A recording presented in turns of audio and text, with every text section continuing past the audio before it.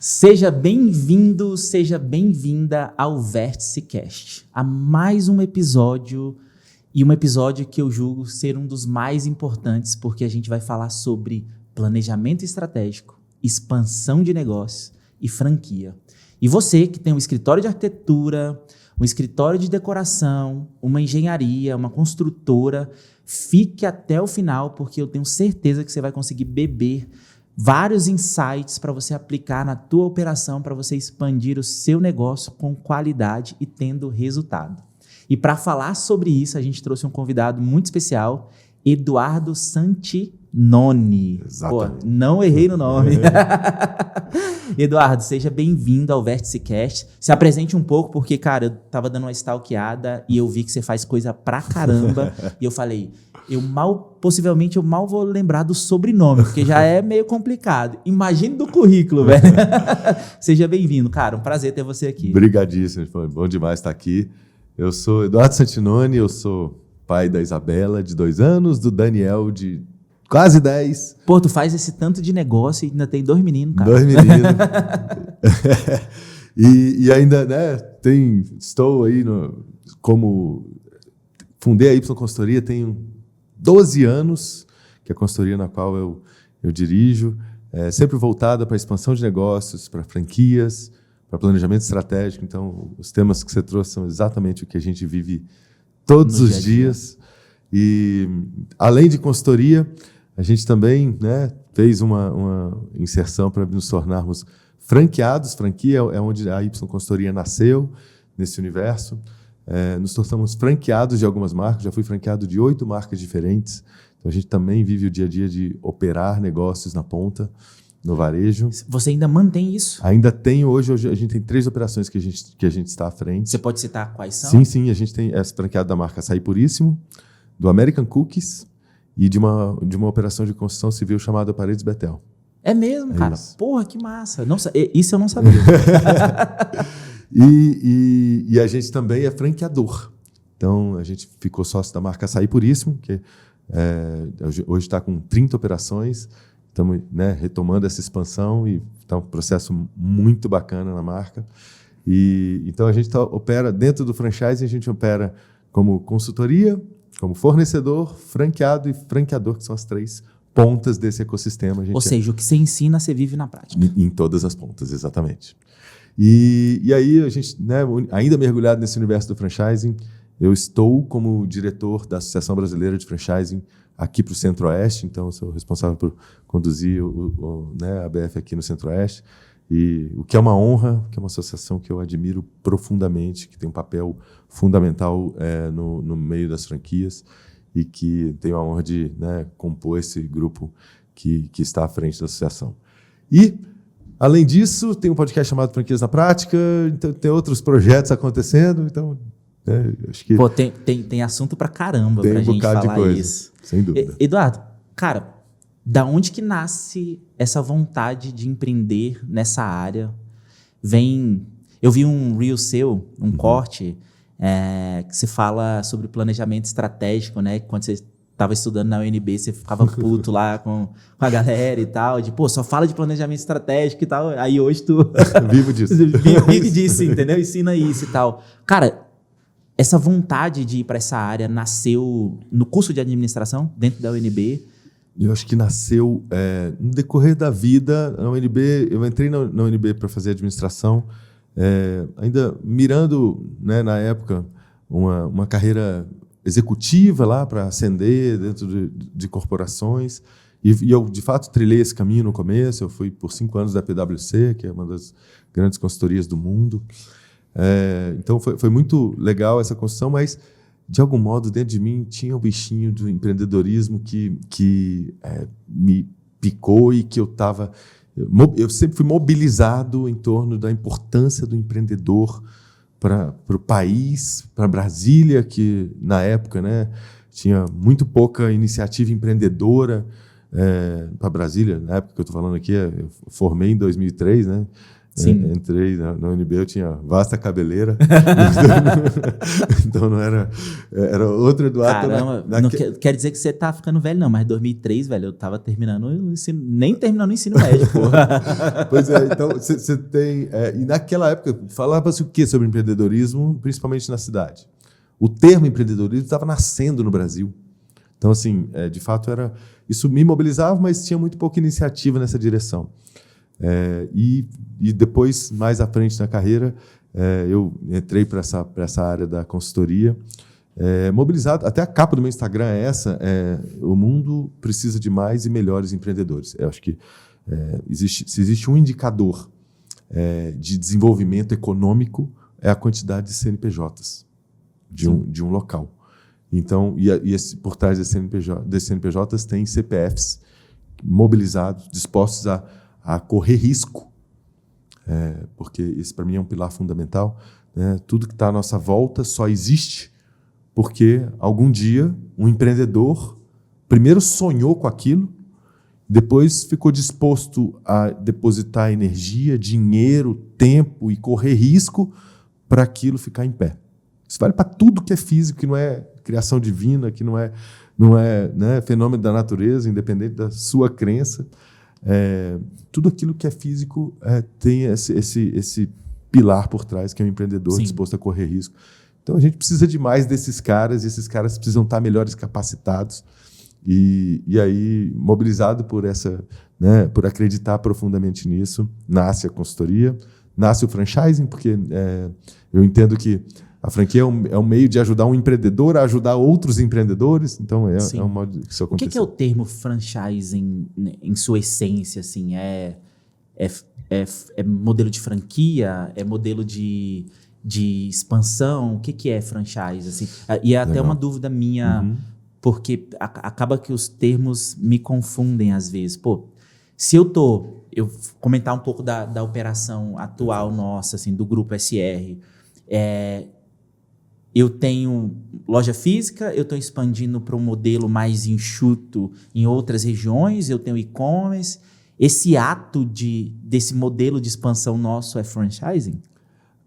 Franchising, aí eu vou trazer a definição da lei de franquias. Existe uma lei de franquias brasileira que coloca um tripé em que franchising é a cessão de 3 coisas, é um acordo entre 2 empreendedores para a cessão de 3 coisas: de produto, marca e know-how.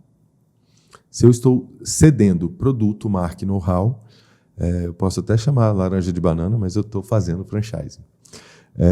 E aí, isso vale, né, claro, entre 2 empreendedores. Então, vamos usar os exemplos mais claros do nosso setor, pegar um McDonald's, que, né, ao pegar um franqueado, ter um acordo, um contrato entre as partes, estabelecendo esse combinado, e dentro dele tem a seção de produto, ele pode vender Big Mac, de marca, ele pode usar a marca e colocar ela na fachada, e de know-how de como toda essa operação deve rodar, desde a produção de produto até fazer o marketing, a gestão. É a franquia em si, então.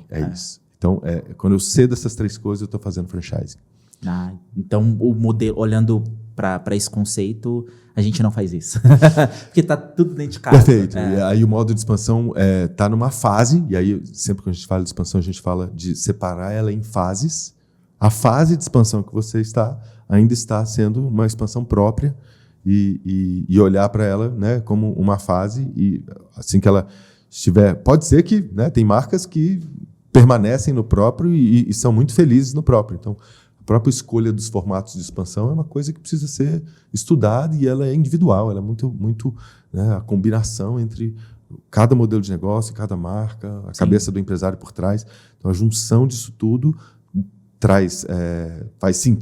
faz sentido qual que é o melhor formato de expansão para o seu modelo. Perfeito. Cara, antes até da gente entrar nessa área de expansão, acredito muito que tem uma sequência lógica em termos de negócio, né? Legal. Primeiro você constrói o negócio. Para construir um negócio, muita gente não utiliza um plano de negócio, um planejamento estratégico e tal, blá, blá. Depois que você constrói esse negócio, ele está mais sólido, você pensa em expandir. Perfeito. Depois, numa expansão, seguindo essas fases, você vai chegar no último ponto ali, que é franquear, né? Seguindo essa lógica e olhando para o contexto do Vértice, para o contexto da audiência, para o nosso contexto da construção civil como um todo e tal, e olhando também, né, no contexto de Brasília, nós estamos em Brasília e tem muita coisa legal saindo daqui, a gente tem falado mais, tem bastante empreendedor que tem se destacado e ganhado o país, né, como um todo e tal. Olhando, né, para esse ecossistema nosso da construção civil, e vou pegar um escritório de arquitetura como exemplo. Perfeito. Tá? Me formei, último semestre, quero seguir carreira de arquiteto, quero abrir um escritório e tal. Qual que é o momento ideal de eu fazer um planejamento estratégico?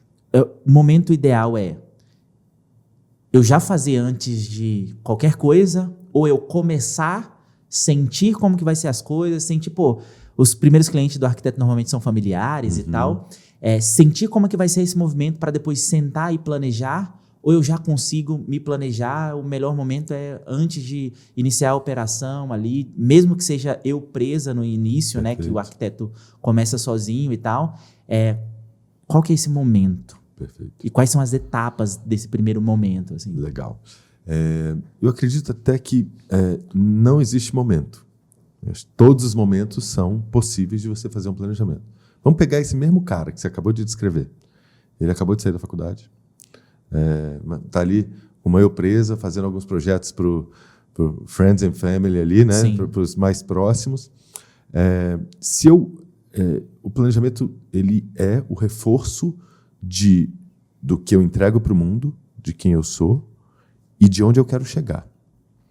Se eu nasço sabendo exatamente as respostas para essas perguntas, naturalmente, as minhas ações no dia a dia vão me direcionar para isso. Só que essas perguntas, embora simples, são de complexa resposta. Quem eu sou e para onde eu vou são respostas, né, que precisam de um aprofundamento importante. E aí, se eu ainda não tenho muita certeza disso, de fato, recomendo, vai se experimentar. Né? Eu até falava isso, que eu fiz administração na UNB, né? E eu saí de lá ainda sem saber o que eu queria. Né, depois, com a experiência, os cabelos foram caindo e tal, eu chego à conclusão e eu oriento meus sobrinhos que eles precisam se experimentar até antes de mesmo escolher o curso. Então, se puder começar a trabalhar ou ter experiências profissionais ainda, né, enquanto antes de entrar na faculdade, ele vai ter mais repertório para tomar essas decisões melhores. Sim. E voltando para esse cara que saiu da universidade e ele se experimentar no que faz sentido para ele, o que ele gosta, ainda pode ser uma fase, né, não se cobre por saber todas as respostas para as perguntas em fases, né, até novas da sua vida. Mas se experimentando. Mas a partir do momento que se experimentou, aí vai criando a necessidade de eu começar a responder essas perguntas. Eu pessoalmente, fui, né, ter a resposta mais clara para mim de quem eu era e para onde eu ia, né, depois dos 30. Então, assim, sem uma exigência muito, né, correria para que você tenha essa resposta cedo na vida. Se tiver, ótimo, mas se não tiver, né, mas busque essa experimentação para que essa resposta seja clara para você. E aí, um planejamento estratégico, seja ele feito antes, ou seja ele feito depois que isso está mais claro, ele responde essa pergunta de quem sou, né, qual é a minha entrega para o mundo, e não deixa de ser uma definição clara de quais são meus diferenciais. Então, tudo isso, estando mais claro, me ajuda a trazer clareza para os meus passos. E, né, a outra pergunta é para onde eu vou, né, aonde eu quero chegar com esse negócio. E onde eu quero chegar ele é muito variado, né? Eu sempre falo que tem dono de loja de chocolate que quer ter 5 lojas e tem o cara que tem 4.000 lojas, né? Então, isso é muito, muito individual. Sim. Então, né, cada pessoa... E está tudo bem. Esses destinos diferentes que cada pessoa estabelece para si, né, no onde eu quero chegar. Sim. Mas ter ele claro é muito importante. Você acredita que essas perguntas compõem a primeira fase de você iniciar um planejamento estratégico? Sem dúvida. Sem dúvida. Quando você fala de desafiador, realmente, cara, eu fiz um exercício recentemente. Tem o advance da inteligência artificial e tal. Perfeito. Eu uso bastante o chat GPT da OpenAI. E, você vai pedindo coisas ali, você vai avançando, você vai, eu tenho que resolver um negócio, você pergunta, tem que planejar tal coisa, você organiza ali dentro e tal. E aí soltaram, né? Eu acho que vi no Instagram da vida aí, soltaram a pergunta para perguntar para ele analisar quem é você através das interações que você fez com ele. Então, se você já usa o chat há algum tempo, pode ser um primeiro caminho. Grande aliado. Um grande aliado para ter essas respostas. Mas, se você treinar, é melhor ainda, né? Com seus gostos, com as suas preferências, enfim, tal. E eu acredito nisso, assim, sabe? Porque quando a gente vai colocar no papel para responder essas perguntas, quem eu sou, qual que é a entrega que eu vou fazer, qual que é o meu diferencial, onde quero chegar, cara, te abre um campo de visão gigantesco. Porque assim, eu comentei ontem com uma pessoa, eu falei, as pessoas têm dificuldade de falar de forma clara o que elas desejam. E muito mais ainda o que elas não querem. É isso. Entendeu? Então a gente precisa ficar espetando. A pergunta mais impactante, né, e ela é ridícula de simples, o que você quer? O que você quer parece elementar, parece que o que eu estou fazendo já está dentro do que eu quero. Mas isso não necessariamente é uma verdade. Né? É muito comum as pessoas estão flutuando na vida e fazendo sem de fato ter claro o que eu quero. Porque quando eu defino claramente o que eu quero, eu começo a atuar na vida com intencionalidade para alcançar aquilo que eu quero. Mas parar para responder essa pergunta é fundamental. Sim. Por isso que todo planejamento, seja ele pessoal, da sua vida pessoal, seja ele da sua empresa, precisa responder essa pergunta. Sim. Massa. Primeira etapa. Tenho as respostas já. Cheguei aqui numa clareza grande de quem sou, o que eu quero entregar para o mundo, quais são os diferenciais que eu posso trabalhar. E, se a gente olhar numa estrutura, é quase que essas perguntas montam um BMC ali, né? Perfeito. Um Business Model Canvas. Perfeito. Qual que é o próximo passo de organizar esse planejamento estratégico? Legal. Então, se eu tenho essa visão clara de futuro, quanto mais clara ela tiver de onde eu vou estar daqui a X tempo, 2, 3, 5, 10 anos, aí você define. A gente tem trabalhado com visões em prazos mais curtos, afinal, né, esse mundo está muito dinâmico, então dificilmente a gente faz uma visão superior a 3 anos. Cara, eu acabei de fazer uma de 5. É isso. E assim, claro, organizações com maior porte, com solidez, não, natural, a gente ainda é pequeno, pô. Mas é natural que você permita com que você, né, tenha um plano de mais longo prazo. Mas esses o mais planos, importante... eles mudam, desculpa te cortar, até curiosidade. Esses planos mudam de acordo com o tipo de negócio também? A questão de tempo ali? Muito. Muito. Porque provavelmente uma empresa de tecnologia não pode ter uma visão de 5 anos. É isso, exatamente. Repara que essa diferença de porte, perfil, história, setor, tudo isso influencia em como que a gente escolhe esse prazo, né? E como é que eu tenho uma clareza nesse ponto? Assim, eu sou um e-commerce, através que faz parte de um ecossistema maior de lojas físicas, de atacado, tem uma solidez nas operações, mas eu trabalho praticamente, o meu produto tem a parte de commodity, da torneira, da bacia sanitária, da cuba, mas tem a parte de tecnologia, de inovação e tal. como que eu defino isso? E eu tô realmente fazendo a consultoria de, cara, talvez eu tenha que sentar novamente ali e revisar esse plano do próximo, desse ano que a gente tem, dos próximos 2 anos e dos próximos 5, entendeu? Não tem uma regra fórmula. clara, uma fórmula perfeita de chegar nisso. E, para mim, eu defino isso conforme a possibilidade da volatilidade do mercado em que eu atuo. Então, fazer 3 anos ou 5 anos pode ser a diferença até pequena. Mas mais importante do que se o meu plano está com 3 ou 5 anos é o caminho que eu traço para chegar nele. E, para mim, o caminho que eu traço para chegar nele, né, existem degraus. Né? Digamos que não é o seu caso, mas vamos voltar aqui para o cara que tem, né, iniciando o escritório de arquitetura. arquitetura. A mulher que está com o escritório de arquitetura nascendo e tem sonhos, né? Deixar claro esse sonho e aí fatiá-lo. Então, é o modo, digamos que o seu escritório vai ser o maior do Brasil. Repara que os destinos são distintos. Se eu falo que o meu escritório vai ser o maior do Brasil, o caminho é um. O meu caminho é sobre tamanho, sobre quantidade, sobre marca, sobre volume. Se eu falo que o meu escritório vai ser o melhor do Brasil, eu mudei uma palavra.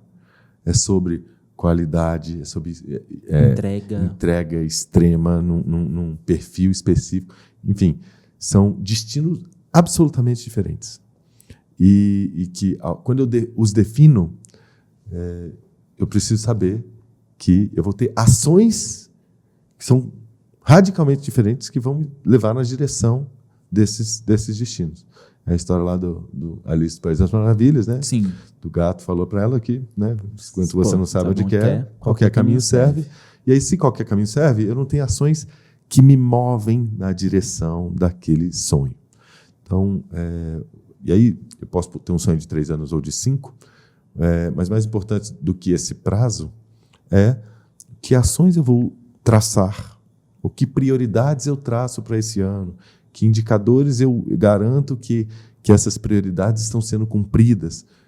E aí eu persigo esses indicadores, aí fazendo isso com cuidado, de fato faz chegar a caminhar na direção dessa sua ambição. Então, e aí, para mim, é esse o passo, né? Definido isso, vamos definir que prioridades são o primeiro degrau, porque, né, a gente vai subindo essa escada. E cada ano, ou cada trimestre, ou cada semestre, são degraus que você vai cumprindo na direção disso. Se eu deixo de fazer um plano disso e os degraus que eu tenho que percorrer, eu vou só tocando a empresa para faturar mais, e não necessariamente é isso que vai me levar na direção do meu sonho. Sim. Então, é só para que, tendo o sonho claro, as ações da empresa de fato movam o negócio nessa direção. Legal. Parece relativamente simples falando, né? É isso. Mas executar isso exige uma energia mental gigante. É isso. E tem técnica, né, para fazer isso. Para fazer. E não tem só uma forma, tem inúmeras formas de fazer isso. Então, e para mim, né, como você mencionou aqui, né, quando eu reclamava lá do curso de administração, eu falava, esse curso não presta para nada, só fala de planejamento estratégico. E, de fato, eu era indignado com isso, e hoje eu entendo que não existe gestão sem isso. Eu preciso saber onde eu quero ir, criar os mecanismos para eu fazer isso e depois acompanhar em cadências, trazer meu time para essa construção, trazer meu time para essa execução baseada nesses indicadores, objetivos definidos e usá-lo como ferramenta para... Interessante isso que você falou, cara, não existe gestão sem planejamento. Eu tô na área da construção há 20 anos.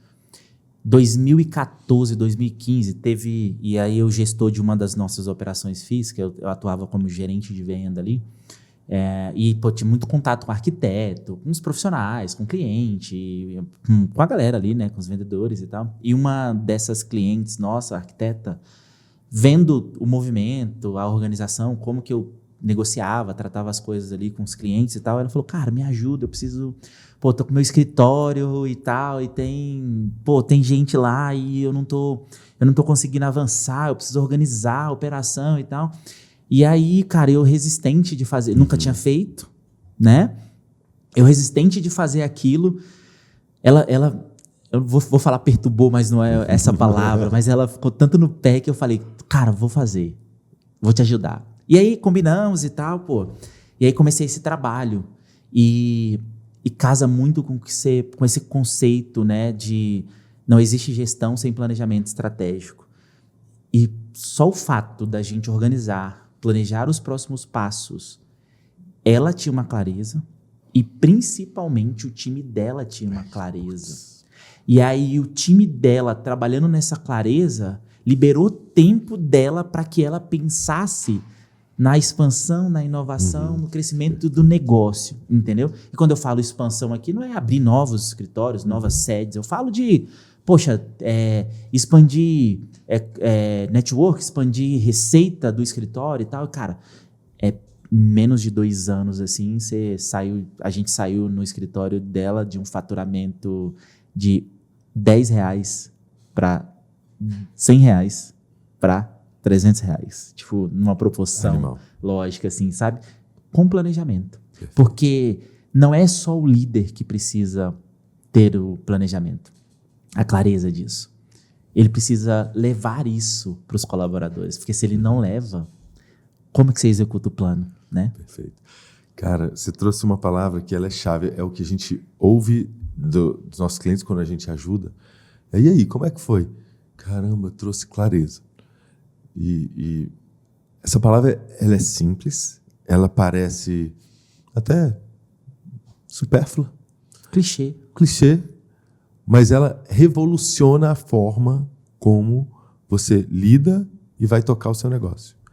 E o que você descreveu foi lindo porque ela traz a importância dessa clareza para a condução e como isso vai resultar em aumento de resultados. E essa clareza, ela é vida. E eu vejo muitos empresários ainda falando assim, não, para quê? Eu sou fazedor. Eu não fico planejando. Eu sou fazedor. É como se planejar e fazer fossem coisas opostas. Fossem, né, como se fossem coisas que conflitassem uma com a outra. Ou eu planejo ou eu faço. Longe disso ser verdade. Inclusive, o planejar é a forma de você organizar o fazer para que ele alcance os resultados que você quer para você. E se você é só o fazedor e não tem, né, muito claro para onde você quer ir, aí você pode estar patinando e precisa juntar as duas coisas. Né? Elas não são coisas opostas, elas são coisas que se complementam. Sim, legal. Edu, temos clareza, demos o primeiro passo, organizamos essa base, além dessas perguntas que precisa responder para te dar um norte de desenvolvimento, o que mais o arquiteto que está iniciando, volta para o exemplo para a gente seguir na linha, Legal. Ele precisa fazer para que chegue num ponto de ter uma organização concisa para que ele chegue na execução. Porque isso daqui te prepara para que você execute as coisas em termos de ordem de prioridade, que você execute com mais qualidade, com mais intencionalidade. Porque acontece muito também.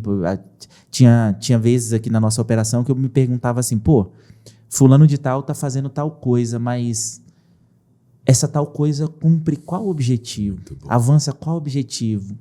Essa pessoa está fazendo com intencionalidade tal demanda? Será que ela tem um entendimento da importância dessa demanda? E essa semana mesmo eu conversei com alguns heads aqui e falei assim, cara, há muito tempo a gente faz isso. Com que intenção real de fazer isso? Qual que é esse momento para o arquiteto que está montando iniciando o escritório lá e já tem essa clareza aqui. Quando que ele chega nesse momento de deixa eu botar a mão na massa? Perfeito. Essa pergunta que você se fez, pena que poucos empresários se fazem essa pergunta, né? O que essa ação está me levando para onde? O que aquele time está construindo está me levando para onde? E, de fato, a construção de um planejamento, e aí, de novo, tem várias ferramentas, mas, a grosso modo, o que elas fazem é buscar amarrar a operação. Porque se o orçamento, se o planejamento não virou orçamento, ele não vai parar na DRE, ele não vai parar no resultado final. E se o planejamento não virou indicadores, porque como é que a gente desce nessa escala? Eu sei onde eu quero chegar, eu defino objetivos, né? E aí objetivos eles são intangíveis, normalmente, né? Com esses objetivos, eu construo indicadores que garantem que eu vou estar cumprindo esses objetivos. Então, com indicadores claros, sei lá, eu vou gerir meu negócio em cima de 6, 8, cada negócio, né? A gente tem planejamento com poucos indicadores, a gente tem planejamento para empresas de maior porte com muitos indicadores. Indicadores por área. Por área e por isso. E aí, digamos que eu tenho um escritório de arquitetura, e aí eu vou ser o chato do enxugar. Quero quanto menos objetivos e menos indicadores você chegar, eu quero... Um objetivo meu é de crescer, outro é de ter sustentabilidade financeira, outro é de ter a cultura do meu negócio em dia. Digamos que são esses 3 objetivos. Beleza, que indicadores são esses que garantem que eu cumpri isso? E aí, que números eu preciso alcançar para garantir que eu atingi o objetivo de crescer? Que números eu preciso alcançar para dizer que eu atingi o objetivo de ter sustentabilidade financeira? E que números eu preciso alcançar para garantir que minha cultura está em dia? E aí, escolher o indicador certo e o número referente a ele que tangibilizam isso tudo em números. Quando eu tenho isso claro para um período de 1 ano, o passo seguinte é descer isso para beleza. Então, esse aqui são as minhas grandes metas da empresa. Quando eu desço isso para um período trimestral, para um prazo, uma cadência mais curta, eu posso descer o mesmo indicador, posso descer indicadores diferentes. Digamos que um indicador meu é lucro.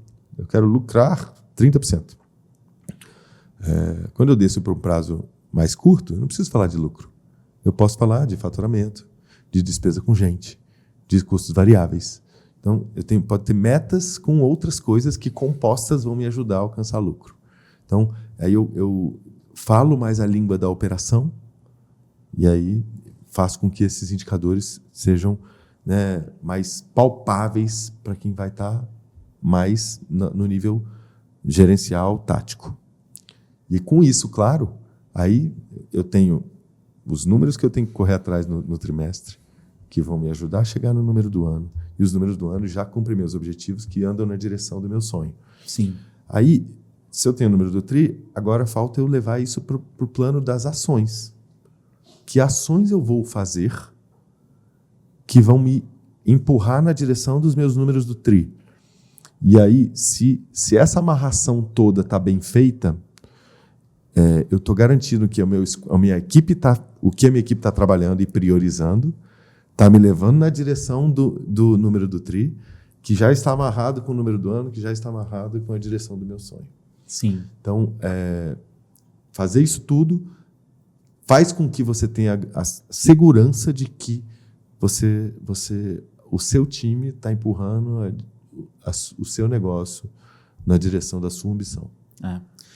Eu vou até tentar deixar isso palpável pro nosso exemplo, o exemplo do escritório e tal. Então, respondi as perguntas, começa a montar esse planejamento, já tem uma clareza. Vamos supor que dentro dessa pergunta eu quero ser o melhor e não o maior. Né? Exemplo fantástico que você deu, explicando essa diferença.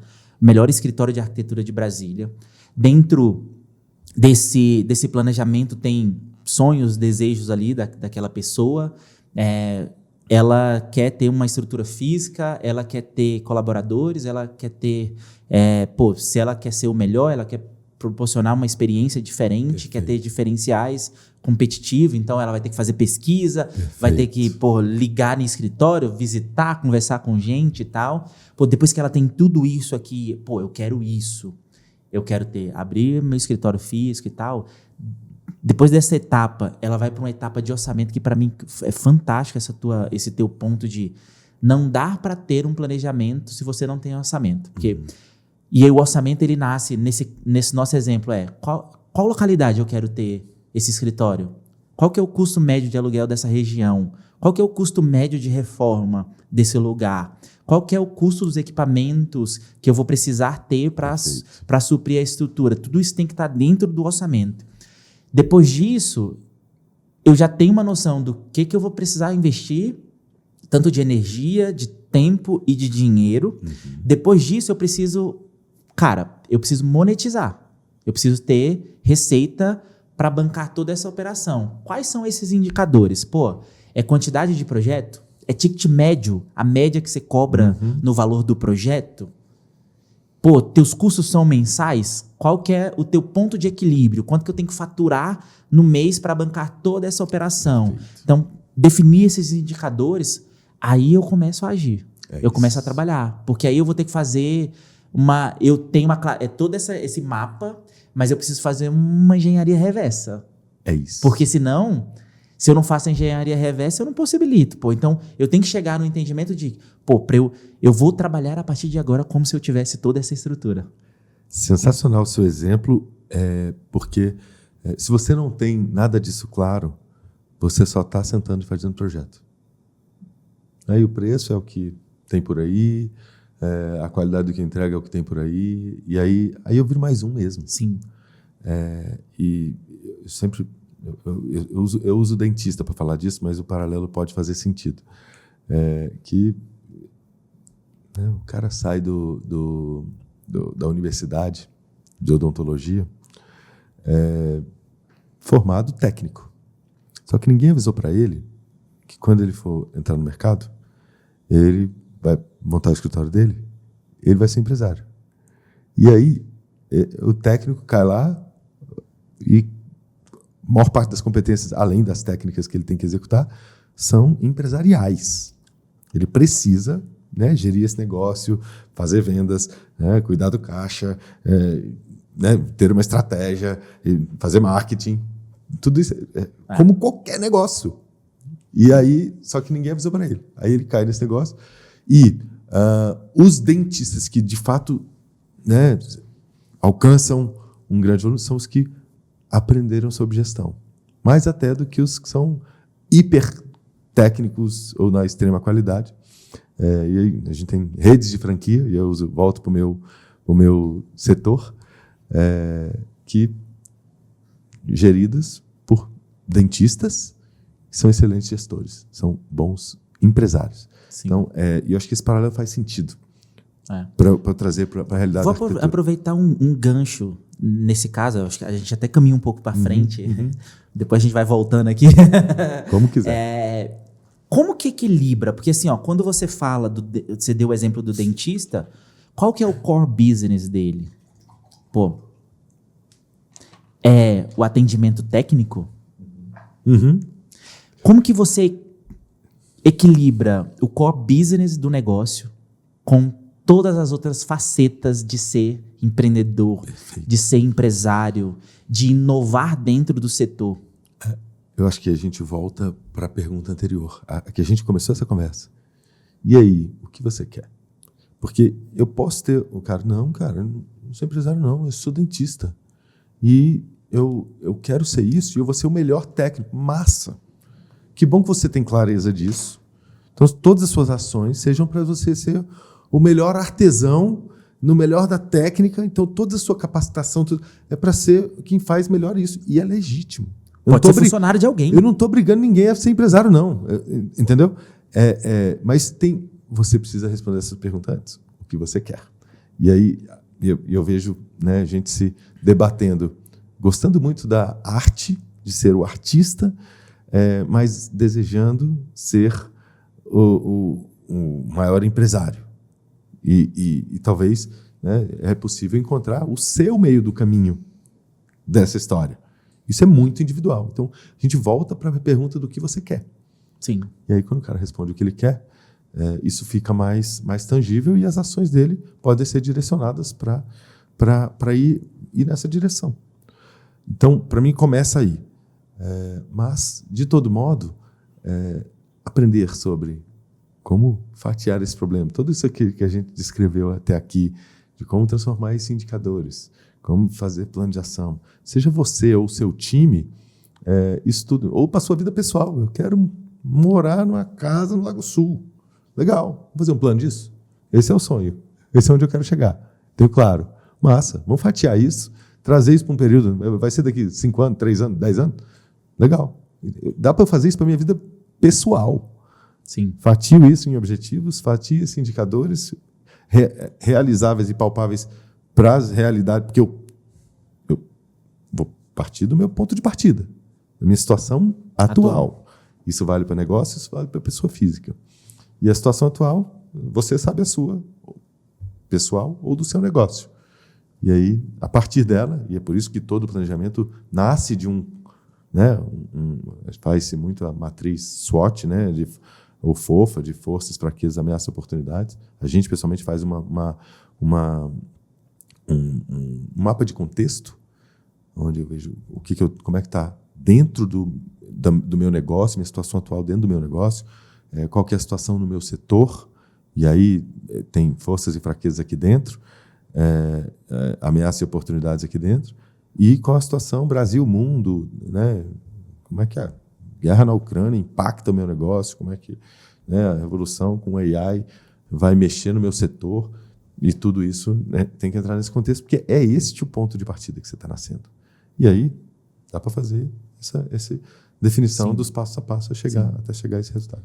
Cara, essa pergunta, ela nasce de uma dor minha, como gestor da Living, né, da operação nossa aqui do grupo, da operação digital. Porque tem o nosso core business, e quando você fala, voltando ao exemplo do maior e do melhor, nosso objetivo é ser a melhor loja de material de construção e acabamento do Brasil, assim, sabe? E entra aí esse lance do melhor. E aí entra um pouquinho do que eu estava te mostrando, a gente passeou um pouco aqui pela estrutura do nosso estilo de embalagem, da forma que a gente atende, da forma que a gente embala o produto, que a gente manda as paradas e tal. Cuidado com o que você está entregando. Cuidado com a bolacha, com a cartinha, com essas coisas. Então, tá muito ligado nisso, Perfeito. Entendeu? E aí, o lance da pergunta foi muito porque, para mim, esse é o nosso core business. Legal. Entregar essa melhor experiência pro nosso cliente e facilitar o acesso dele ao tipo de material que a gente vende na internet. Quando a gente começou tinha pouca gente, hoje tem bastante. Então, Legal. Assim, a barreira de entrada é muito menor. Então, você tem ameaças muito maiores hoje do que você tinha há 5, 6 anos. Pô, parece surreal falar isso, né? Perfeito. Há 5 anos, pô, você tem muito mais ameaça hoje. E aí tem esse ponto de como que eu equilibro isso olhando para fazer todas aquelas integrações que eu comentei contigo de, a gente vai conectar no nosso e-commerce essa vertente, essa nova vertical e tal, porque, são inovações, são coisas que, não vai me trazer resultado de imediato. E eu preciso continuar operando e continuar entregando o nosso diferencial no dia a dia. Então, como que eu equilibro isso numa visão até para o time, sabe? Para até levar essa transparência para o time de, a gente precisa continuar fazendo isso, mas, cara, a gente precisa pegar os 20% aqui e separar para a gente inovar, para a gente entrar em outros mercados, porque commodity, todo mundo tem aí, né? A gente tem muito concorrente.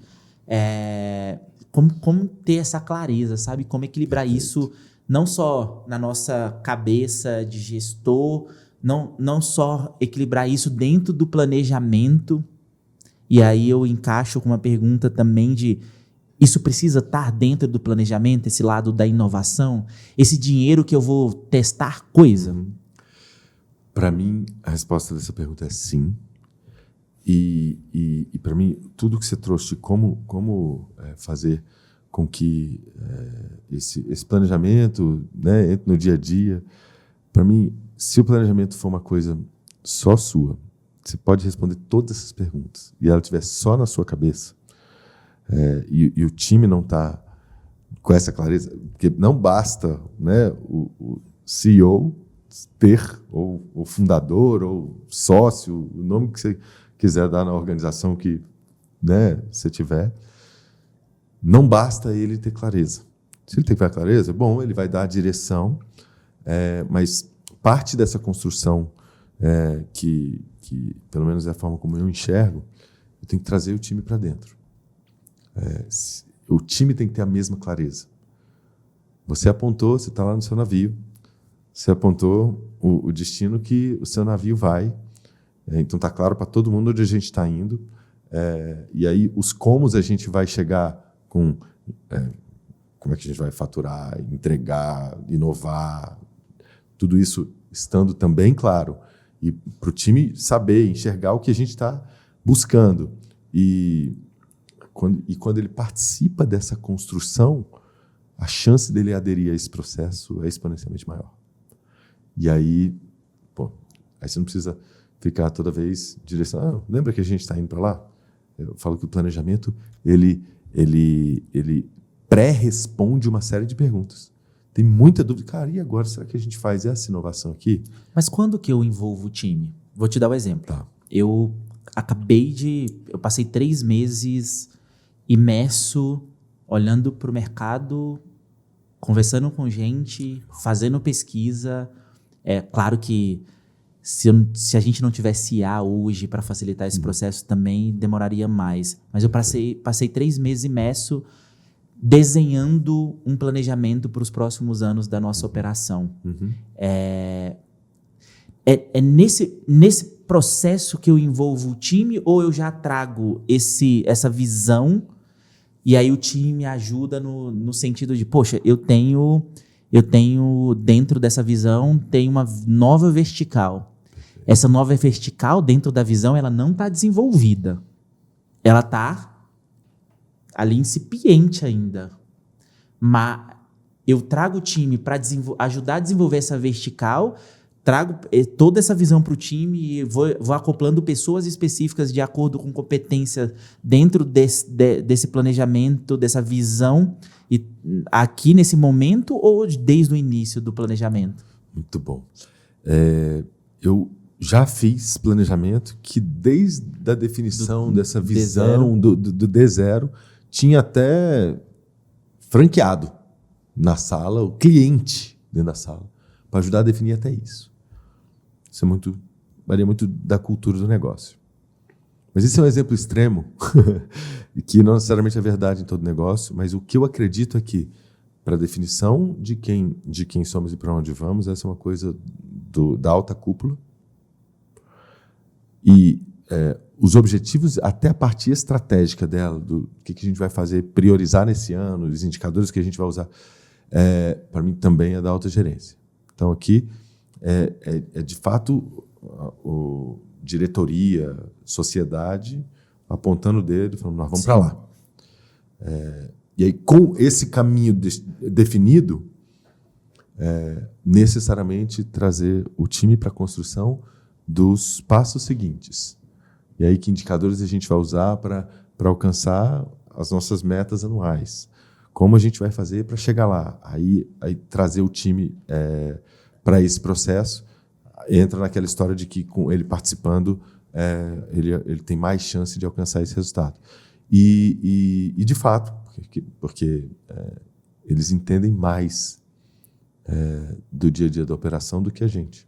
Sim. E aí eu preciso necessariamente deles para poder ajudar a construir os comos a gente vai alcançar cada número do que a gente definiu para a gente para o ano.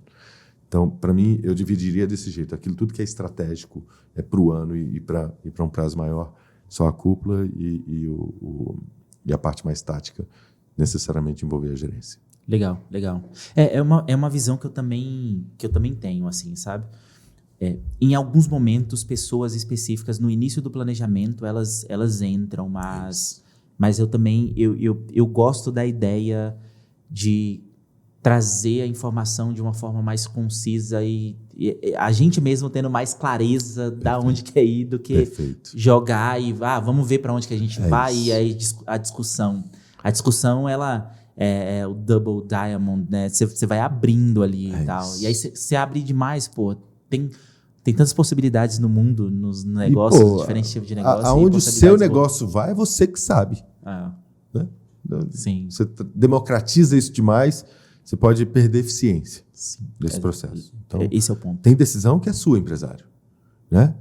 Agora, tem decisão que eu preciso... Até ao fazer isso, eu estou, de algum modo, tocando na cultura do meu negócio. Eu estou tocando Cara, se traz clareza para o time, da direção, essa construção está coerente, eu ganhei adesão dessa gerência, pô, eu tenho mais potencial de que eles lutem todos os dias, porque eles têm clareza, eles sabem o que precisa ser feito. E aí vira uma questão de você ter cadência de acompanhar isso. Legal. Edu, só falamos de planejamento estratégico. Caracas, ainda tem aqui, ó. Bora? Vamos lá no exemplo. O cara fez o planejamento do escritório, tá correndo tudo bem, era eu presa, o cara contratou um estagiário, contratou um arquiteto, já tá no espaço físico dele, já fez reforma, a operação tá correndo bem. Ele vende, no caso de arquiteto, você vende serviço. Escalar serviço é desafiador, porque para escalar você precisa de mais gente. Então, ele não vai conseguir fazer 10 projetos com uma estrutura de 3 pessoas. Ele vai precisar de mais pessoas, né? Qual que é o momento que esse cara, que já está mais consolidado, depois de fazer todo esse planejamento, acompanhar a KPI, crescer e tal, se desenvolver, qual que é o momento que ele... E principalmente, quais são os gatilhos para ele olhar para a operação dele atual e falar, velho, deixa eu expandir. E nesse caso aqui, até limitando um pouco, porque normalmente o que acontece é isso, né, no modelo de negócio de escritório de arquitetura, limitando a essa expansão a expansão de time, expansão de receita, expansão de marca, e muito menos do que expansão de pô, deixa eu abrir outro física, de abrir outro escritório, abrir outra... Né? Perfeito. Sim. Aí a gente volta, para responder essa pergunta, a gente volta para falar, faz sentido se isso estiver fazendo parte do seu plano. Do plano. Bom, correto. E aí, e aí o que você trouxe é perfeito. Expansão tem inúmeras formas. Expansão de base de cliente, expansão de marca, expansão de receita. Então, né, cada uma pode levar para direções diferentes que eu quero desse negócio. E assim, olhando para o contexto de um serviço como é a arquitetura, tem formas também de expandir com parcerias. Então, eu tenho parceiros que eu posso me usar para fortalecer essa expansão. E aí eu vou trazer para o universo das franquias, porque o Michael Gerber, no Mito do Empreendedor, que é um livro que recomendo fortemente, então você já tem a primeira recomendação aqui, leia o Mito do Empreendedor, ou ouça o livro O Mito do Empreendedor, que ele também é disponível em áudio. Ele fala que todo negócio deveria ser gerido como se fosse uma franquia. Não é exatamente essa frase, mas é esse o contexto que ele traz. E ele quando ele fala isso, ele fala da importância de você estar bem estruturado para conseguir, né, abarcar uma expansão. Então, em termos dos seus processos internos, essa gestão que a gente está descrevendo, né, de gente, então, e de pensar em possibilidades de você ter parceiros. Para mim, o maior livro que fala de franquias, o que fala ele de maneira mais precisa, chama-se Parcerias Lucrativas. de um australiano chamado Greg Nathan, que eu sou absoluto fã, tive a honra de estar com ele algumas vezes. Parcerias lucrativas, eu acho que trazendo esse contexto, e a franquia é uma forma de parceria, né? É um parceiro local. Sim. Que vai representar sua marca em determinada região, com aquele tripé que a gente escreveu lá no começo, de produto, marca e know-how. Ele vai fazer isso lá na ponta. Isso vale para qualquer forma de crescimento. A ganhadora, trazer um pouco o contexto da franquia, eu vou devolver já para a expansão, trazendo exemplos para ilustrar. A Associação Brasileira de Franchise, a ABF, da qual eu faço parte, ela solta ela soltou agora, essa semana, os vencedores do selo de excelência em franchising. O selo de excelência em franchising é a maior honraria que uma marca pode receber de quem atua bem em franquias, das marcas que atuam bem em franquias. E ela é cedida entrevistando os franqueados dessas marcas, e eles falando, olha, essa marca faz isso, tá bom, o suporte tá bom, o resultado tá bom, os treinamentos. Então, tem vários critérios que ela vai voltando. E aqueles que atingem uma nota superior a tanto, alcançam o selo de excelência. Desse selo de excelência da ABF, sei lá, o Brasil tem umas 3.300 marcas. Acho que 200 receberam o selo esse ano. 200 e poucas. Não chega a 300. Então, menos de 10% recebe essa honraria. Mas eles conseguem verificar essas 3.000? Ele consegue verificar as associadas. Sim. As associadas. A BF tem perto de 1.700 dessas 3.000. Mais ou menos metade delas são associadas à associação. Essa metade representa 80% do faturamento do setor, então essa é uma metade... É relevante, bem relevante. Mais relevante. E, então, esses poucos que receberam, a BF tem mais um extrato disso, que é aqueles que se desempenharam melhor nessas entrevistas. E por que eu estou contando essa história inteira? Porque o ganhador do franqueador do ano, no ano passado, foi uma marca chamada Maria Brasileira, que é terceirização de mão de obra doméstica. Então, é serviço puro. E essa marca... E quem deu isso não foi a BF. A BF só concede o prêmio. Quem dá isso de verdade é o franqueado da marca. Então, isso mostra que se a Maria Brasileira ganhou o franqueador do ano no ano passado, com um serviço que aparentemente ele tem centenas de franqueados. É muito desafiador. Muito desafiador. O modelo de negócio deles...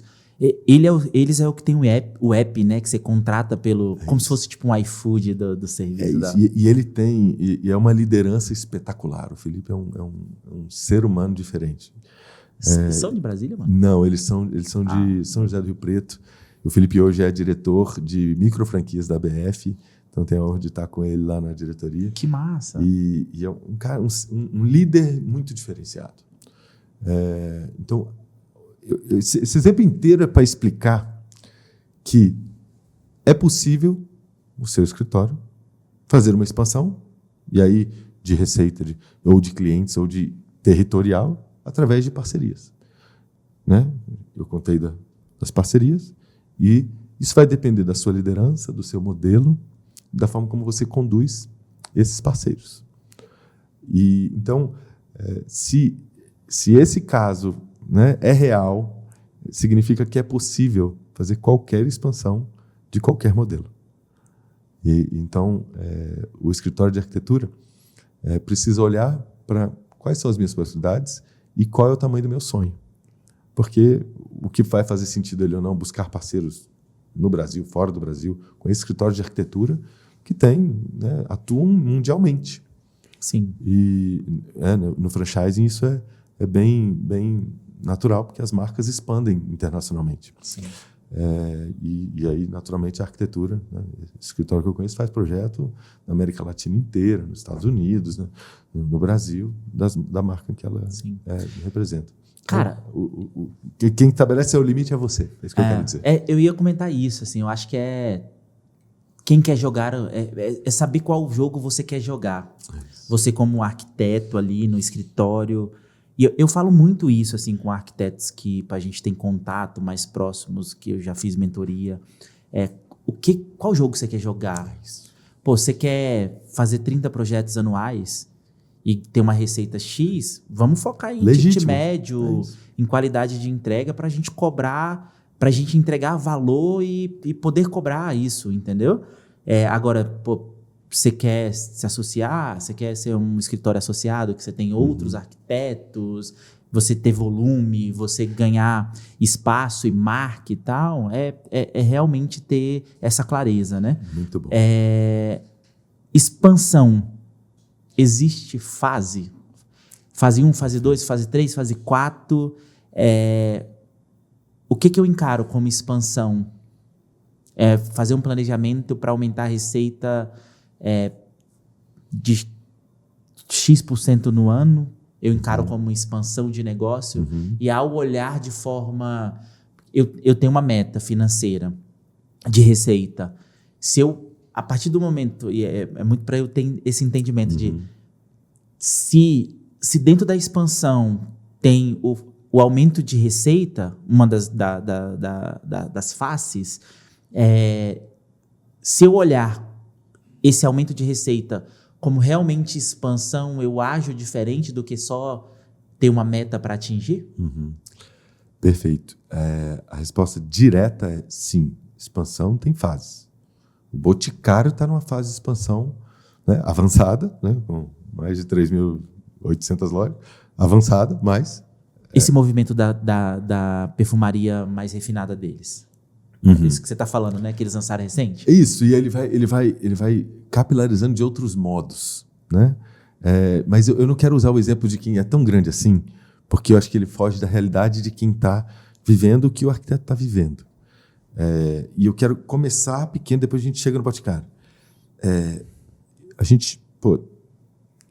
Primeira fase de expansão, eu abri meu negócio, é expansão de base, expansão de quantidade de clientes, expansão de espectro de territorialidade que eu posso alcançar. Todas essas são possíveis fases de quem está atuando nesse mercado. E aí, de novo, vai conforme o tamanho desse sonho e tal, e vai expandindo as possibilidades de crescimento desse negócio. Agora, eu sempre falo que a primeira fase de expansão do seu negócio está na sua liderança. Então, você como líder, sendo um melhor líder, você vai conseguir gerir mais pessoas, entregar mais e vender mais. Então, a primeira fase da sua expansão está dentro de você.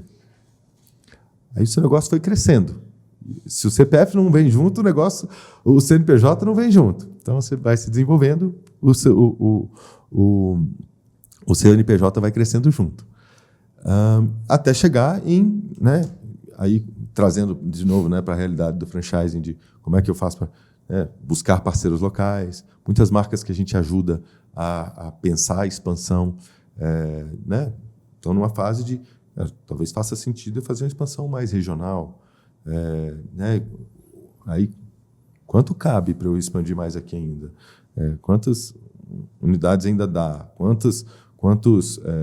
quanto que eu vou adquirir de mais de receita de cliente nesse processo? E aí tem várias fases possíveis, até uma rede de franquias que já tem na casa das 1.000 unidades, como é o Boticário, que a expansão dele hoje em loja, e ele foi comprando outras marcas, trazendo, tem que disse Berenice, tem outras marcas que ele foi comprando no decorrer do caminho, e que ele foi capilarizando, além das lojas físicas, ele foi fazendo, entrando para o e-commerce, fazendo porta a porta. Então, ele vai capilarizando nas brechas que ainda sobra de mercado, determinada região nasceu um porto e a cidade está aumentando, cabe uma loja nova. Aí eu tenho expansão de loja nova em cidades onde a gente vai... Então, ele vai preenchendo os espaços desse mercado, porque se ele deixar de preencher, o concorrente vem e preenche. Então, essa é uma fase bem mais extrema, do que a gente está descrevendo. Desde de pensar eu expandindo eu mesmo para ir aumentando minha capacidade, olhando para os mercados locais até alcançar Brasil, mundo e os espaços vazios deles. Quando você fala de a primeira fase ser uma expansão de liderança, você está falando no aspecto de desenvolvimento do líder, de capacidade de pensamento sistêmico, de capacidade de olhar para o mercado para conectar e fazer... Eu gosto de falar de transferência de domínio, né? Trazer conhecimento de outros mercados para o seu e tal. Ou expansão de liderança, de você formar novos líderes para você ter tempo para olhar para uma expansão talvez física e tal. E eu acho que dificilmente elas vão andar separadas, essas duas. Eu acho que são as duas. Porque uma demonstra a sua expansão como líder que está com uma visão mais abrangente do seu mercado. E a outra fala da sua capacidade de cuidar de gente, formar novas pessoas. E inicialmente, quando eu mencionei que a primeira fase de expansão, eu estou olhando para essa. Eu como líder, capacitando mais, só tendo mais gente comigo, aderente ao meu sonho, ao meu processo. Empreender é fazer através da mão de outras pessoas. Eu preciso ser capaz de angariar um time, motivá-lo e trazê-lo para um sonho comum e fazer isso bem feito de modo que eu consiga ampliar minha base de gente que está no meu barco. E aí, com isso feito, aí eu sou capaz de ter um parceiro local em Porto Alegre e gerir essa pessoa porque eu tenho as competências necessárias para tocar essas relações. E aí eu vou ser bom ao fazer isso. Se eu pulo essa etapa, eu nasço com essa parceria lá, a chance dela né, ter problema no decorrer do caminho porque a minha liderança não estava no lugar certo ou na fase certa, pode ser alta. Legal. Muita coisa para pensar e tomar decisão, né? Muito bom. Sem dúvida. Não é... A gente vai sempre voltar para a pergunta original, né? Do que você quer? O que você quer? Então, por isso que agora, acho que como a gente foi caminhando na direção de os comos e de onde o negócio vai indo, traz mais clareza, que é a palavra que permeou a nossa conversa, sobre a importância de você ter claro, de ter, né, óbvio na sua cabeça o que você quer. Sim. Edu, antes, no backstage aqui, tu comentou uma parada, a gente tava tomando um cafezinho. Sensacional o café, inclusive. Cafezinho bom pra caramba. Você comentou uma coisa e, cara, eu não parei de pensar. Você tava falando aí, direto você tá me voltando, assim, de a forma que você enxerga o negócio. A necessidade de você mudar o ângulo para que... E você falando aí sobre expansão, citando esses cases, para mim, eu vi muito da tua fala no que você comentou mais cedo, que é, no nosso exemplo aqui especificamente, né? Pô, você tem uma loja física, você tem um negócio, um varejo físico, que já é sólido, que tem uma bagagem e tal, mas você falou uma coisa de, cara, ele não só é um ponto de venda, perfeito, ele é um ponto de logística, ele é um ponto de relacionamento, ele é um ponto de várias coisas. Então, medite sobre isso, assim, sabe? E eu achei surpreendente a visão, porque ela te abre portas de você encarar o dia a dia de forma diferente. Total. Porque se eu encaro como um ponto de venda, meu planejamento vai ser para melhorar a estrutura lá na ponta, e bababá. Se eu encaro, também vejo como um ponto logístico, eu preciso entregar uma experiência também ali, eu preciso ter um fluxo de caminhão, um fluxo de transportadora, um fluxo totalmente diferente e tal. Se eu encaro como um ponto de relacionamento, eu preciso fisicamente ter uma estrutura que me permita que as conexões, facilite as conexões entre as pessoas e tal. E, cara, conta pra gente um pouco disso, assim, sabe? Tipo, como que a gente... eu acabei falando aqui, né, muita coisa sobre, mas como a galera... Boa, não sei se a galera tá escutando o sininho aí, que eu comentei pra você. Como que, pô, as pessoas que têm um escritório, as pessoas que têm uma construtora, a pessoa que tem um negócio pequeno ainda, como que ela pode olhar para o negócio dela com esse olhar, dessa forma? Quais as perguntas ela deve fazer para que, poxa, ela consiga expandir a visão de não é o escritório de arquitetura somente, eu tenho várias outras possibilidades. Muito bom. Vou trazer, né, antigamente, né, quando não existia o digital, quando surgiu o varejo no mundo, e aí quando surgiu o varejo no mundo é quando a primeira tendinha Esse tempo existiu, pô? foi colocada para vender alguma coisa lá. Né? Então, o negócio era o ponto. Então, assim, o meu business era a minha loja, o meu business era a minha lojinha. Né?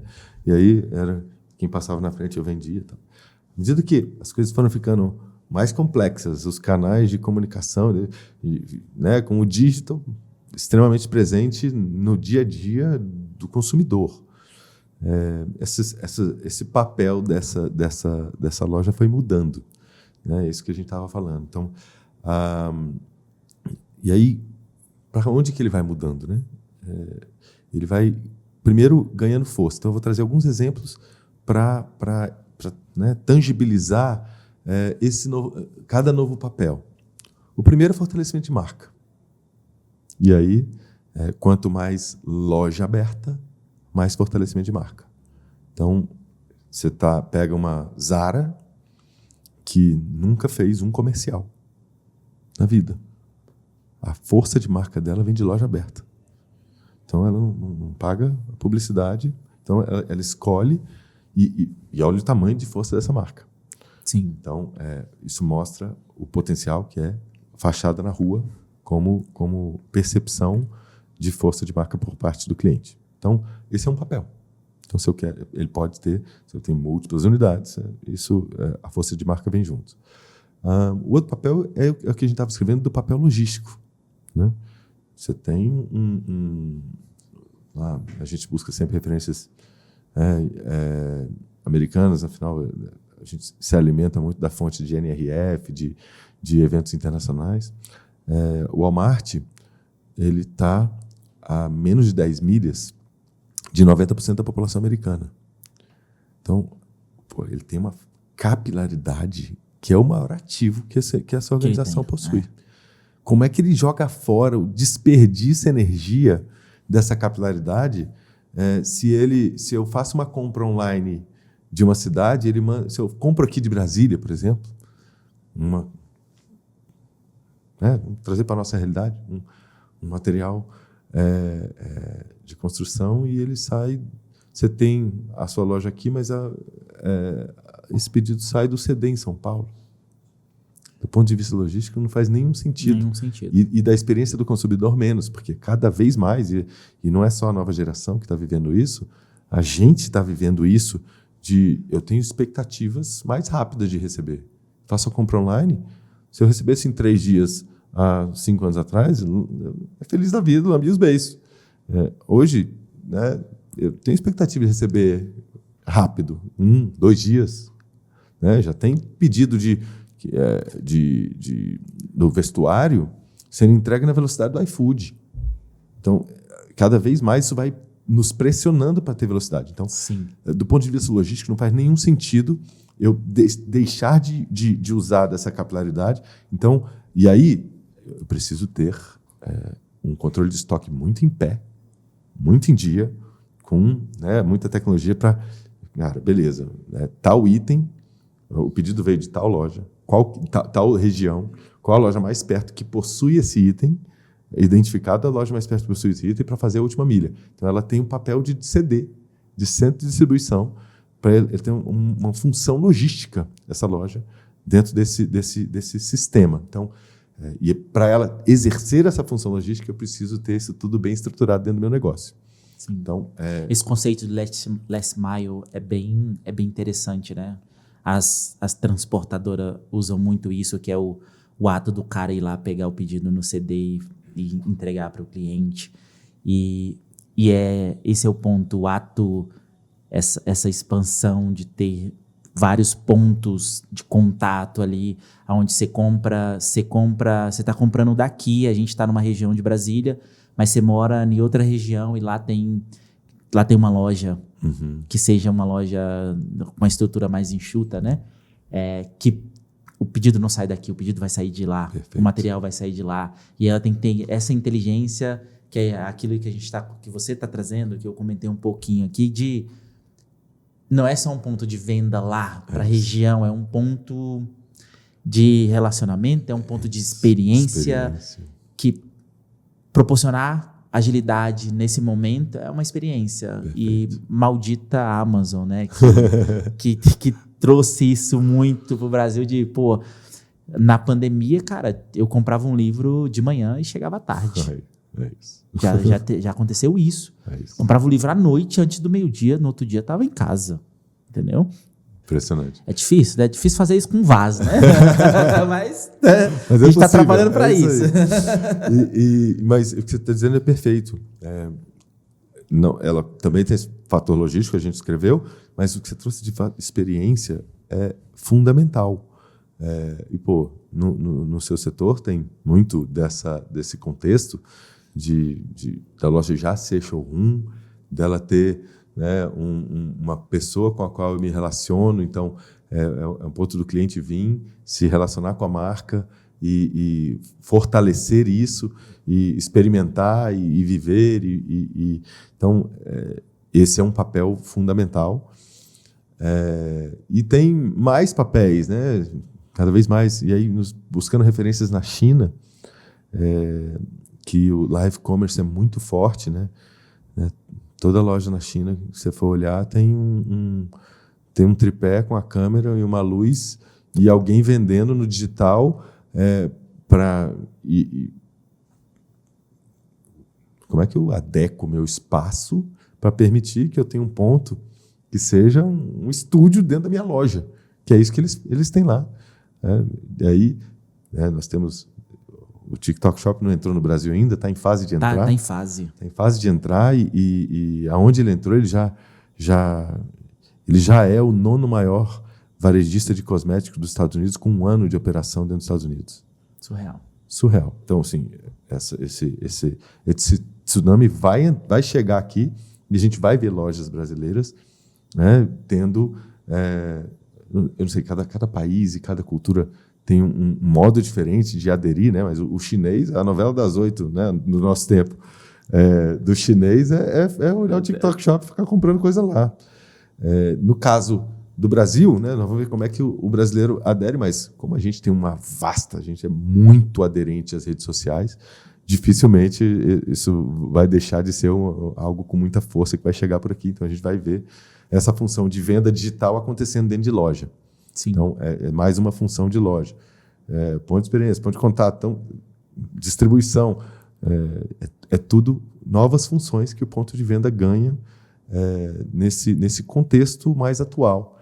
E aí, né, o arquiteto aí trazendo um pouco para o lado o arquiteto que lida com isso, de pensar como ele vai adequar os seus projetos a essa realidade do varejo. Né? Então, tem vários caminhos possíveis para isso. Né? Sim. E eu falo que se não tiver esse olhar, você fica parado no tempo. Então, o cara que tem, seja o escritório, seja qualquer empresa, se ele não olhar para o negócio dele e dali extrair novas possibilidades de novas verticais de produto, verticais de serviço, de proporcionar novas experiências. Cara, eu tenho um ditado, né? Hoje, para você permanecer no mesmo lugar, você tem que correr. Boa. Então, excelente. Cara, se você não estiver correndo, tô caminhando a passos curtos aqui, cara, você vai ficar para trás, porque tem muita gente acelerada no processo, né? Eduardo, partindo já para um finalmente, existe... Qual que é o momento na nossa operação? Olha para a nossa operação.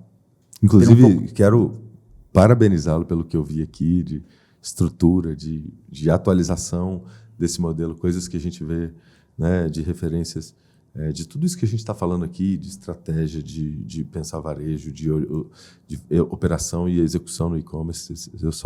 Tá sensacional, só queria parabenizar. Obrigado. A gente faz um esforço danado para estar sempre conversando com gente foda para continuar evoluindo e tal. Comentei com você, né? O legal é estar em Brasília e a gente conhecer gente que tá fazendo isso. Então, Isso é massa. Olhando, né, voltando aqui um pouquinho para a estrutura, tipo, olhando para nossa estrutura e tal, qual que é o momento de eu franquear? Se isso estiver dentro do meu planejamento, Perfeito. do meu objetivo e tal.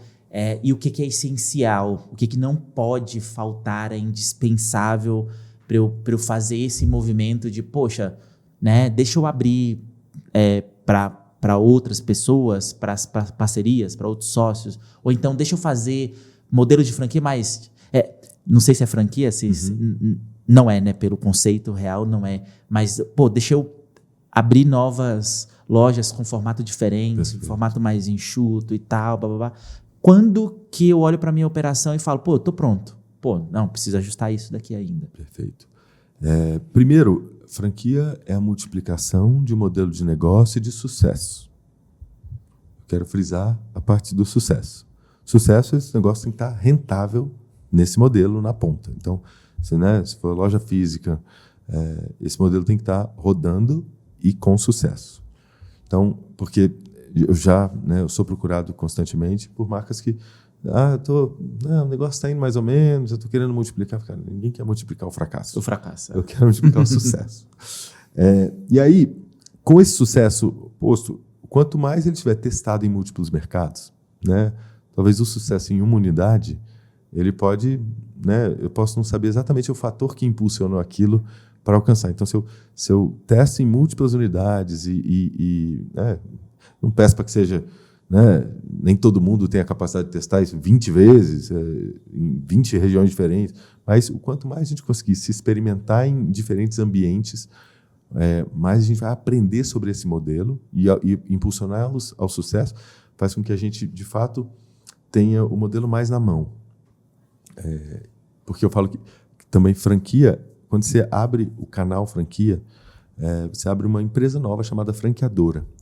E essa empresa nova, o trabalho dela não é mais vender material de construção. É vender know-how, treinamento, para ajudar empresários a alcançarem o sucesso nesse modelo de negócio. Então, é uma empresa de treinamento, é uma empresa de venda de know-how. E aí, para eu ser professor desse negócio, eu tenho que ter sido um bom aluno e desempenhado isso bem para eu estar no ponto desse negócio estar na minha mão e eu ser um bom professor. Sim. Esse é acho que o estado da arte de quem, né, vai fazendo esse passo a passo com essa cautela. E aí, uma primeira fase de expansão por lojas próprias, uma segunda, às vezes com um sócio operador aqui e ali, uma terceira com franquias, e em regiões distintas, fazendo um plano de expansão geograficamente, é onde faz sentido. Cara, talvez eu possa ir próprio nas capitais e na cidade interior. Então, cada modelo, cada estratégia, cabe uma estrutura diferente dessa expansão. Sim. Então, as alternativas são infinitas, mas à medida que eu sei mais sobre os fatores que impulsionam o meu negócio, os indicadores que me levam e o repertório de ações para eu mexer nesses indicadores para alcançar o sucesso nas minhas unidades, mais pronto eu vou estar para que eu consiga atender um franqueado. Legal. Porque se eu escolher esse modelo de franquia, eu estou escolhendo um modelo em que essa expansão vai vir a partir do investimento de terceiros. Um terceiro vai colocar dinheiro na sua marca para operar uma unidade naquela região. Então, isso, em termos financeiros, é muito atrativo. Mas, ao mesmo tempo, ele é carregado por uma responsabilidade de que esse cara, muitas vezes, está quebrando o porquinho da família dele e apostando na marca em um modelo que, né, tem que ter sido testado para que ele, de fato, tenha sucesso naquele negócio e você consiga ajudá-lo nesse sentido e fazer isso em larga escala. Então, é um modelo que eu sou absolutamente apaixonado, e mais que ele precisa ser feito com boas práticas, com o formato certo, dentro da estratégia certa, para que ele faça sentido para você e para os seus parceiros. Tem que ter a operação na mão, tudo documentado, processos claros. É isso. Os indicadores bem definidos de sucesso do negócio, porque senão é o que você falou. Você não vai multiplicar coisa que, não funciona. Senão você não vai conseguir, você não vai estar para ajudar esse cara a ter sucesso. Ter sucesso. É isso. Mas como você tem vasta experiência nisso, vai testar seu modelo em algumas localidades, tal, naturalmente o seu processo de aprendizagem para você estar pronto para isso é maior do que quem começou hoje, montou a primeira loja hoje e está aprendendo o beabá desse negócio. Pô, esse cara vai ter uma curva de aprendizagem mais longa até ele alcançar o ponto em que ele está pronto para isso. Sim. Edu, cara, primeiro, muito obrigado pela conversa maravilhosa. Pô, assunto que eu gosto pra caramba de falar e de, a cabeça voa aqui. Obrigado pela tua presença, obrigado por ter aceitado o convite. Sinta-se em casa, né? A gente fala, sinta-se em casa, a sua casa livre em casa. Um monte de casa aqui e tal. Mas, sinta-se em casa pra gente fazer outras coisas aí, gravar outros episódios, aprofundar em assuntos. Com certeza te convidarei mais pra isso. Mas antes de terminarmos, né? Você indicou 2 livros aqui na nossa conversa, Mito do Empreendedor e Parcerias Lucrativas. Exato. Eu gosto sempre de fazer uma pergunta, dependendo muito do contexto da conversa, do convidado e tal, que é, qual foi o aprendizado? 2 perguntas, na verdade. Tá bom. Uma delas é, qual foi o aprendizado que você teve acesso nos últimos meses, assim, que, cara, mudou a chavinha em alguma área da tua vida, tanto pessoal quanto profissional? Tá, o aprendizado. Eu acho que ele vem dos últimos anos de que sem estratégia eu não vou chegar onde eu tenho, no lugar onde eu quero. Ou talvez eu patine e não chegue em lugar nenhum. Então, é uma coisa que eu estudei, e aí é outro livro. Né, A outra pergunta você já vai emendar tá. Qual livro, filme, conteúdo que você indica pra galera? Primeiro, o livro que é o Avalie o que Importa, do John Doerr. Maravilhoso. Implementação, criador da metodologia OKR e tal. Eu sou fã. Então, esse é um que vale a pena, que para mim traz a importância disso. Agora, trazendo para o livro que recentemente mais me impactou, eu sou um aficionado por esporte e sou um apaixonado pelo paralelo entre o esporte e o empreendedorismo. Que é muito grande, né? É muito grande. E acho que o esportista, né, o grande atleta, antes de tudo, um grande empreendedor. Ele tem que usar de muitas das características empreendedoras para poder alcançar bons resultados. Então, esses atletas que a gente vê aí, admira e torce, são grandes empreendedores. E o livro A Força Interior, The Inner Game of Tennis, o jogo interior do tênis.